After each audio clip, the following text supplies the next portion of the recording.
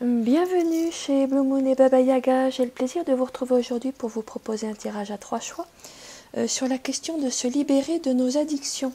Je fais ce tirage dans la foulée de ma dernière vidéo intitulée 7 prochains jours où il était question d'aller regarder une addiction pour la libérer ou à tout le moins la conscientiser. Donc c'est là-dessus que j'ai souhaité explorer aujourd'hui des possibilités. Donc je vais vous proposer un tirage à 3 choix. Première possibilité, la carte de l'ermite. Je vais essayer de vous la montrer un petit peu mieux, la voilà. C'est le choix numéro 1. Deuxième choix, la carte du magicien. Je vous la montre de plus près. Et puis troisième choix, le Nine of Earth, 9 de terre, 9 de denier, que j'essaye de vous montrer, voilà, sans reflet. Comme d'habitude, choisissez celle qui vous parle le plus sur un plan intuitif. Laissez-vous vraiment porter par l'atmosphère, les couleurs, sans trop choisir si possible avec votre tête. Évidemment, si 2 cartes, voire 3 vous appellent, il peut y avoir des messages pour vous dans les 2 ou dans les 3. Je rappelle qu'on va aller donc regarder un petit peu notre vie intérieure. Il ne s'agit pas du tout de faire de la voyance. Ce que je vous propose, voilà, c'est des possibilités de regard sur vous-même. Rien n'est gravé dans le marbre, ça peut ne pas vous parler, c'est pas grave. Voilà, et bien écoutez, je remercie de tout cœur toutes les personnes qui likent, qui s'abonnent, qui commentent et qui partagent. Ça me soutient énormément. Voilà, écoutez, je pense que vous avez eu le temps de faire votre choix, sinon vous mettez en pause. Et puis je vous dis à tout de suite pour votre lecture. Pour vous qui avez fait le choix numéro 1, l'ermite. La rune qui accompagne votre tirage, Sowilo, qui nous parle des parcours qui ne se font pas de manière linéaire. Ce que je vois avec cet ermite, c'est un être qui a des ailes, mais qui a les pieds dans l'eau et qui regarde le monde aquatique avec une certaine envie, comme s'il n'était pas totalement à l'aise dans le monde aérien, extérieur, et qu'il se sentait beaucoup plus attiré par un monde qui nous parle de l'imagination, par le monde de l'eau là, qui nous parle de la vie intérieure, de l'imagination, de la créativité, des rêves. Ce que je vois là avec, je vais vous les montrer, The Hierophant, c'est-à-dire le pape, plus la lune, plus la déesse verte, ce que je vois, ce sont des personnes qui pourraient avoir une certaine tendance à se réfugier dans des mondes imaginaires, à aimer beaucoup les histoires, les fictions, les films, les livres, la mythologie, ce qui est ancien, une nostalgie d'un passé qui était beaucoup plus beau que le monde actuel. Et finalement, je vois des personnes qui pourraient avoir une tentation d'aller se réfugier dans des mondes imaginaires parce que le monde ordinaire leur semble triste et laid et vide de sens. J'irais même jusqu'à dire qu'il pourrait y avoir pour certains un syndrome de Peter Pan. Peut-être un goût pour les façons de s'habiller comme autrefois. Peut-être que quand vous étiez enfant, vous adoriez vous déguiser en princesse, en chevalier. On me parle du syndrome de Peter Pan dans votre jeu. Ce que ça vous fait faire, c'est que ça pourrait, voilà, vous donner envie de fuir le moment présent et de vous réfugier dans des mondes imaginaires dans lesquels, voyez cette personne-là, elle vit dans un monde, il y a des dragons. Sa tête, là, son attention est plus focalisée dans un monde plein de dragons, un monde imaginaire. Et je ne dis pas que le monde des dragons n'existe pas. Je dis que les personnes, à mon avis, concernées par ce tirage, pourraient avoir une tendance à se réfugier assez fréquemment dans des mondes merveilleux, fantastiques, des mondes où il y a des fées, des elfes. Et une fois de plus, je ne dis pas qu'ils n'existent pas, mais je vois que ça prend beaucoup de place. Et que ça pourrait...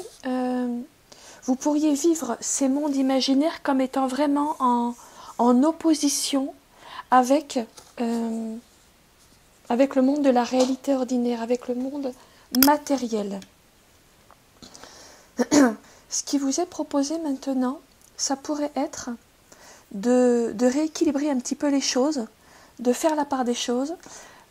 Ici, on me montre le verre à moitié plein et le verre à moitié vide. Il y a quelque chose sur ce qui pourrait vous aider, ce que vous êtes en train de faire maintenant, de retrouver, de reposer plutôt un regard un peu plus positif, voir le verre à moitié plein plutôt que voir le verre à moitié vide, voir la beauté du monde actuel plutôt que voir sa laideur. Cette carte me fait penser à la cérémonie du thé, qui consiste à créer des espaces de beauté qui nous permettent de nous ressourcer à la beauté sans nous couper complètement de la vie ordinaire.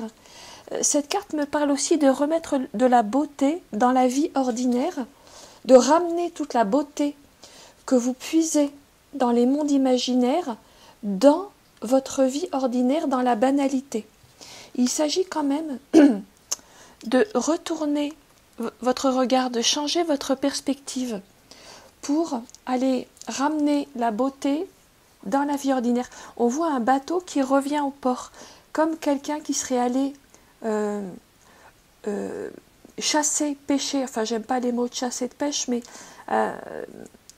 quelqu'un qui serait allé rechercher des trésors dans des mondes imaginaires pour les ramener dans la vie ordinaire, revenir au port. Et puis ce que j'aime beaucoup entre ces deux cartes, c'est que ici je vous ai parlé des dragons qui font partie d'un monde imaginaire, et là on a un drakkar, et pour moi, entre dragon et drakkar, pour moi il y a toujours eu un lien.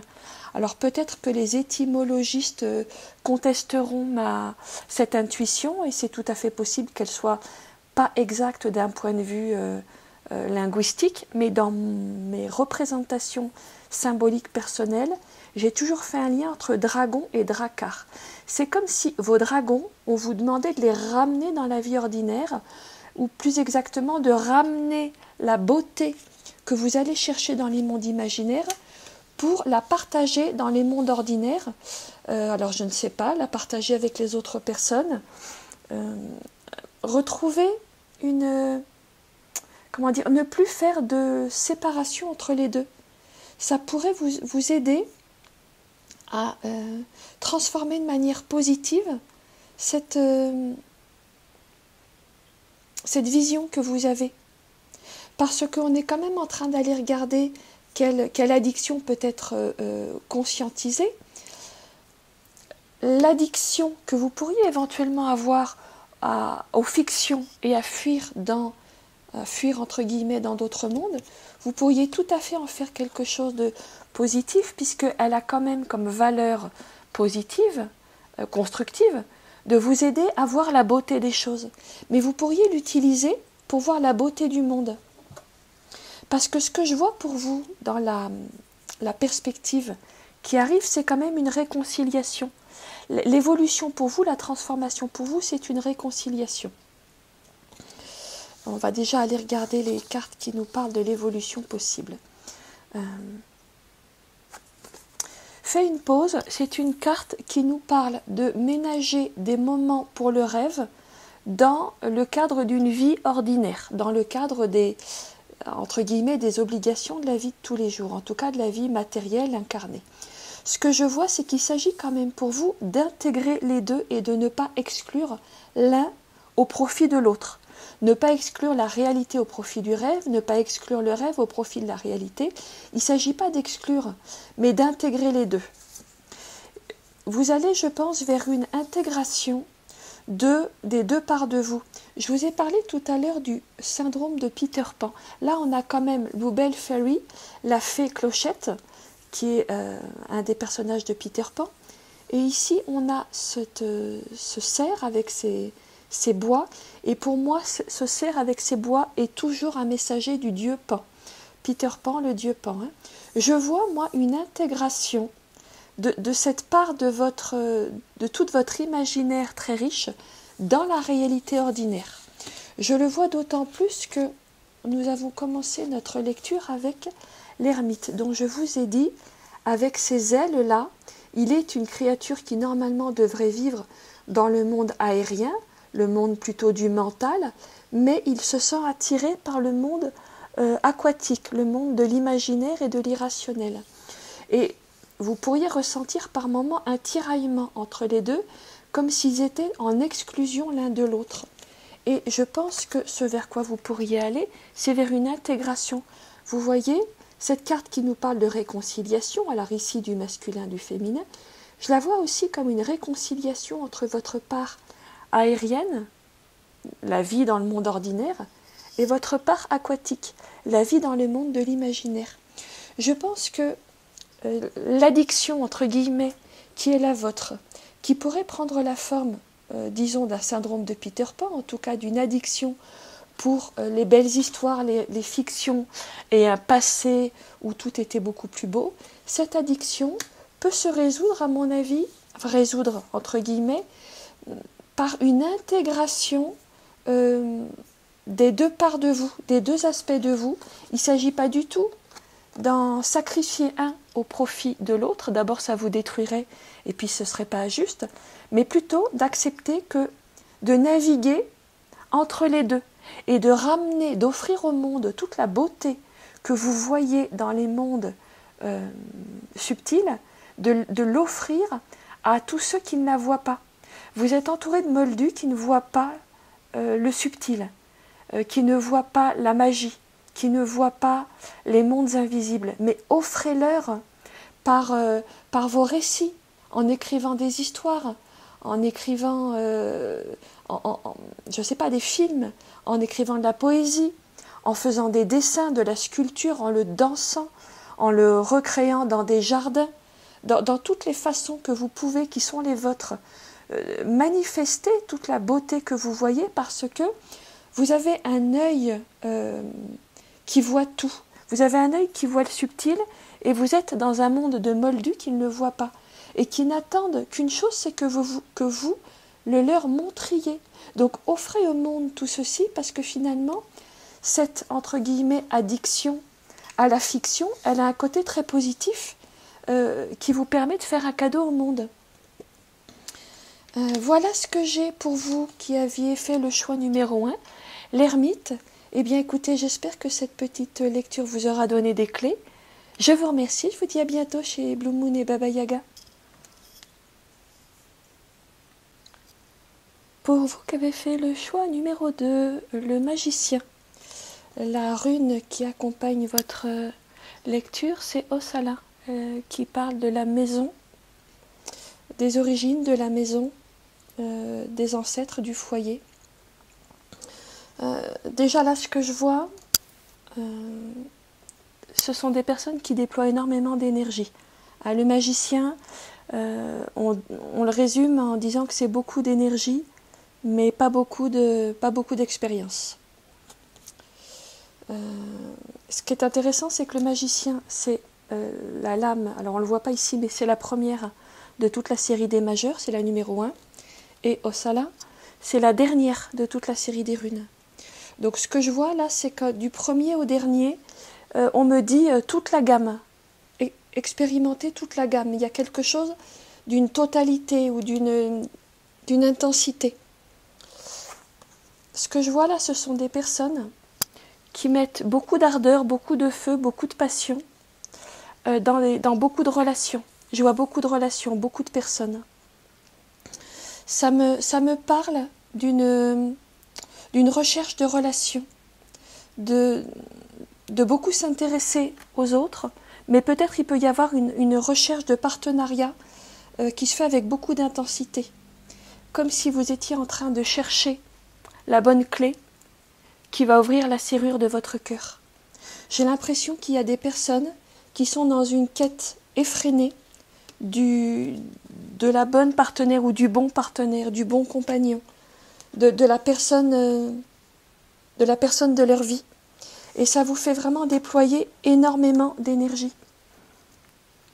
Ça peut s'accompagner pour vous d'un sentiment permanent d'insatisfaction, parce que finalement il y a toujours quelque chose qui ne va pas. et d'être en permanence dans des recommencements, dans des nouveaux départs. Alors ça ne veut pas forcément dire que vous multipliez effectivement les relations, mais ça pourrait signer une tendance à, entre guillemets, tomber amoureux, tomber amoureuse en permanence de nouvelles personnes.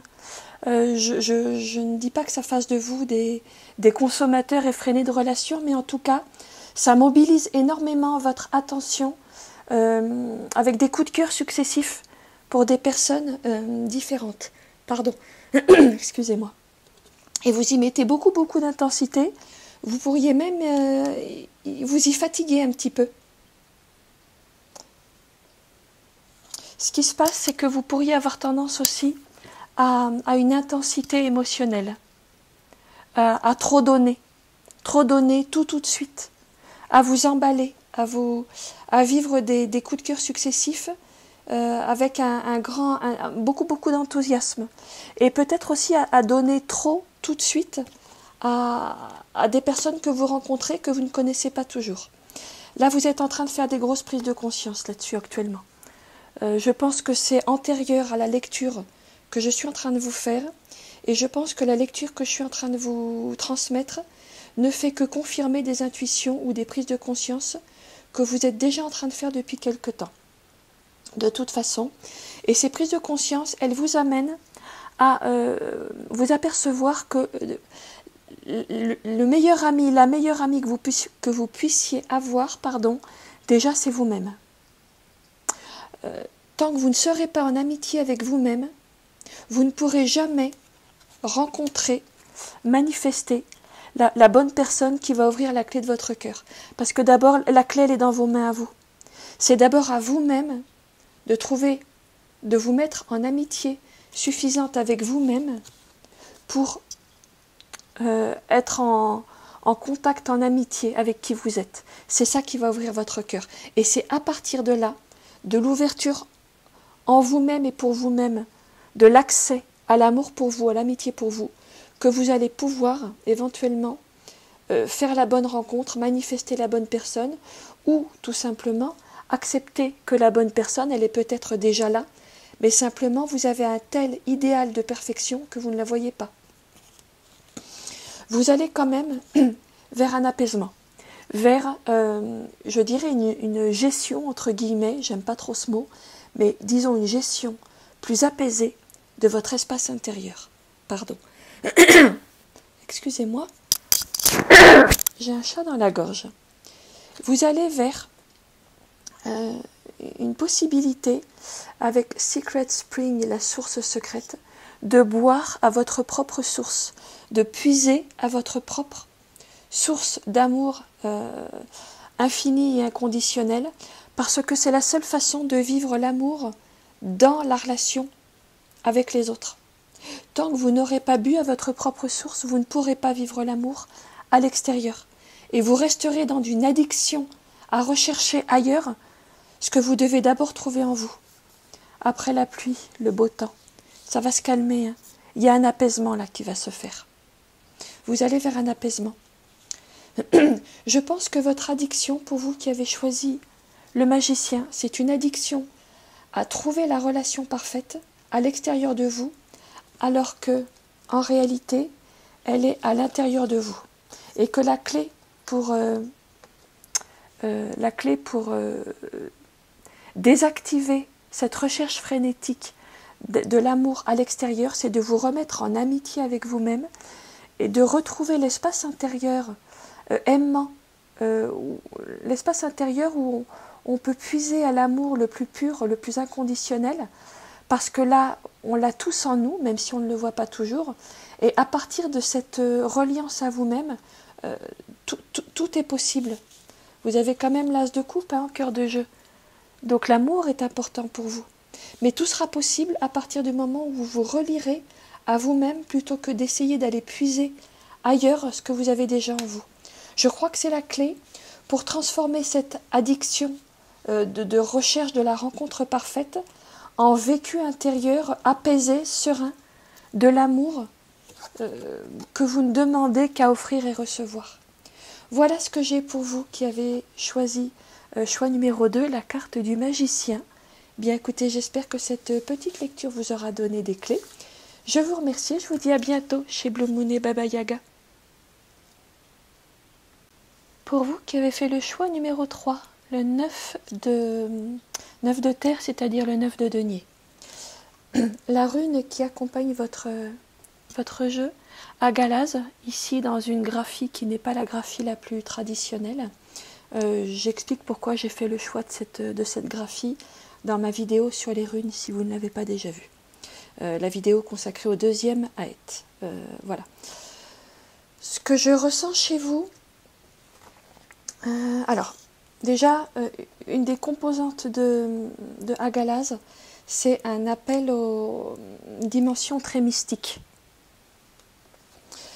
Le 9 de terre, c'est celui qui a atteint un certain confort, mais qui s'est dégagé des considérations matérielles.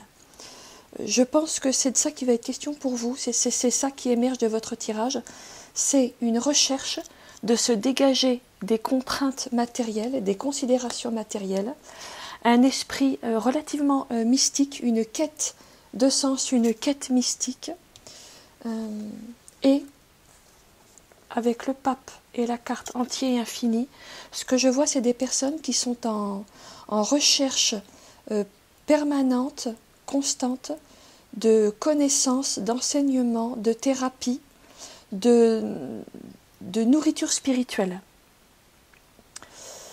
Il se peut que vous ayez une addiction aux thérapies, aux thérapeutes, à un thérapeute éventuellement, à un enseignant ou à un enseignement, pas dans le sens où bien entendu l'enseignant ou l'enseignement ne serait pas en soi une bonne chose, mais quelquefois l'attitude du disciple, elle peut être beaucoup dans la demande excessive, dans l'attente excessive. C'est plutôt une question d'attitude. Il n'y a aucun jugement sur l'enseignant, l'enseignement en lui-même ou en elle-même. Parce que ce que je vois avec entier et infini, c'est une quête d'infini, une quête, je dirais même, une quête d'éternité. Il y a une atmosphère d'éternité dans votre jeu. Entier et infini. Comme si vous cherchiez à redevenir entier. Comme si vous cherchiez à retrouver votre part d'infini à travers des thérapies, à travers des enseignements spirituels. Ça pourrait vous emmener quand même vers quelque chose qui est très très mental. On a quand même cette tiare là qui attire mon attention avec un mental quand même qui a l'air très investi. Et dans cette carte, on a énormément de mots, de paroles, comme si vous aviez une soif de paroles, d'enseignement, de lecture, de révélations qui se font par les mots. Je perçois des personnes qui ont, je dirais, une obsession de guérir, une obsession de s'améliorer, une obsession de rétablir des choses qui n'iraient pas. On a à nouveau cette carte du rayonnement, avec beaucoup de mots, beaucoup de paroles. D'ailleurs, à une époque, je l'avais retirée de mon jeu parce que je trouvais qu'elle était trop bavarde. Mais finalement, je l'ai remise dans mon jeu parce que elle me permet justement de faire émerger des situations où il y a beaucoup de bavardage. Et quand je dis bavardage, ce n'est pas du tout une condamnation de vous, de qui vous êtes, mais c'est plutôt pour attirer l'attention sur un fonctionnement en vous, un peu addictif à la parole et au bavardage, qui pourrait vous éloigner un petit peu d'un ressenti authentique. Confirmation quand même avec ce cavalier de Pentacle que vous recherchez à vous arracher à une inertie. C'est ce que fait le cavalier de Pentacle, hein. Il s'arrache à l'inertie. Et à nouveau, on a ce 6 d'épée qui nous parle de s'arracher à l'inertie. C'est vraiment une constante dans votre jeu, un désir presque obsessionnel, addictif de vous arracher à la matière. Sauf que ce qui vous est dit, c'est que là, vous êtes en train d'arriver à la fin de quelque chose. Vous êtes en train d'épuiser un cycle dans lequel vous commencez à prendre conscience que ce que vous cherchez, vous n'allez pas le trouver dans ce combat, ce véritable combat, cette obsession d'enseignement, de thérapie ou de lecture, mais vous allez le trouver dans le contact avec vous-même. Cette carte de la danse, elle vous dit, certaines choses dans la vie doivent simplement être expérimentées et ne peuvent pas être expliquées. Ce que vous recherchez, ça va passer par une expérience directe et non pas par des explications, des paroles, des révélations, aussi inspirées soient-elles, hein. Les enseignements, les enseignants peuvent être de très haute qualité, simplement au bout d'un moment, les mots, les paroles ne suffisent plus. Ce qui vous est dit là, et c'est ce qui vous permettrait de vous libérer de cette addiction, là vous arrivez à la fin de quelque chose, ce qui va vous libérer, c'est de plutôt essayer de faire l'expérience de ce que vous recherchez, plutôt que de vous l'expliquer par des mots, par des paroles, par du mental. Je pense que la sortie pour vous, la sortie de cette addiction, ou de l'aspect addictif d'une quête qui en elle-même est très noble, ça va passer par revenir à l'expérience.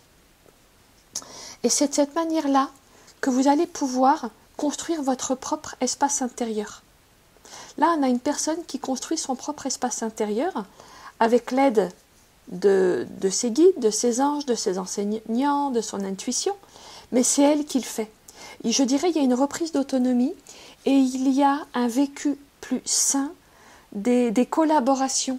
Parce que ce qui, pour l'instant, serait de l'ordre des collaborations, des enseignements, de l'aide extérieure, a pris un aspect un peu addictif. Et vous avez la possibilité d'aller vers un espace de vie où vous allez continuer de recevoir des enseignements, mais en les laissant à leur place et en retrouvant votre place à vous de bâtisseur, bâtisseuse de votre vie intérieure. La transformation pour vous, c'est que on nous parle de l'enchantement, de la magie, de la sagesse, mais vous allez les réintégrer par l'expérience directe. Il ne s'agit pas du tout d'arrêter, comment dirais-je, il ne s'agit pas pour vous de renoncer à cette quête de guérison, de transformation, d'éveil de conscience qui est la vôtre. Il s'agit de l'intégrer à votre vie de manière plus apaisée, plus simple, plus vécue. Ici, la carte de la magie, elle nous parle de réintégrer la magie dans la vie quotidienne, de la faire venir en soi. C'est plus un espace extérieur à soi, ça fait partie de qui l'on est. C'est réintégré. Sagesse minérale, c'est réintégré jusque dans vos os, jusque dans vos cellules. C'est quelque chose qui s'intègre. Moi, je vois une intégration dans ces deux cartes-là. Je pense que votre chemin de vie, en tout cas ce qui vous est proposé actuellement, pour vous qui avez choisi le 9 de terre, n'est pas dans le fait de faire un choix entre la conscience et la vie ordinaire, entre votre quête de guérison, d'éternité ou de thérapie ou d'éveil de conscience et la banalité, c'est d'intégrer les deux. Vous êtes dans une démarche d'intégration qui peut se faire en lâchant un petit peu le mental et en vivant directement l'expérience, en redescendant dans vos os, dans votre corps, dans la vie ordinaire. Vous voyez, on a quand même sagesse minérale qui nous parle de la vie incarnée et ce mur de briques là qui nous parle de la matière dense que vous pouvez spiritualiser. Vous avez la possibilité de spiritualiser la matière, mais ça ne se fait pas en restant dans la tête, en se nourrissant éternellement de paroles aussi inspirées soient-elles, mais en retroussant ses manches et en revenant à une expérience directe de la réalité. Et c'est comme ça que vous allez résoudre une apparente contradiction et faire venir l'éternité. Il y a beaucoup d'éternité dans votre jeu. Vous allez pouvoir faire venir l'éternité dans votre vie quotidienne et résoudre, je pense, une contradiction qui est la vôtre. Voilà ce que j'ai pour vous qui avez choisi le 9 de Pentacle. Eh bien, écoutez, j'espère que cette petite lecture vous aura donné des clés. Je vous remercie, je vous dis à bientôt chez Blue Moon et Baba Yaga.